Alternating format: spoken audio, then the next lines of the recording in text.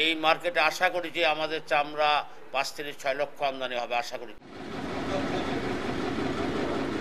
গত ঈদুল আজহায় লবণযুক্ত গরুর চামড়া ৪৫ থেকে ৫০ টাকা ফুট বেঁধে দেন ট্যানারি মালিকরা। ট্যানারি মালিকদের বেঁধে দেওয়া দামে নাটোর শহরের চক বৈদ্যনাথ এলাকায় ১৫০ শতাধিক আড়তে সারা বছর চামড়া বিক্রি হয়।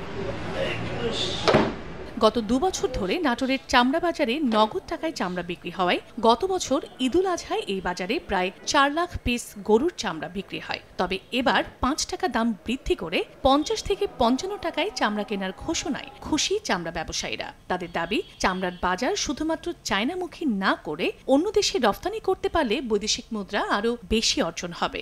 সরকার যে দামটা বেঁধে দিছে আলহামদুলিল্লাহ, কিন্তু এই দামের থেকে আরো বেশি বিক্রি হবে কখন? যখন আমাদের বিদেশি বায়েরা অ্যাভেলেবল আমাদের বাংলাদেশে আসবে।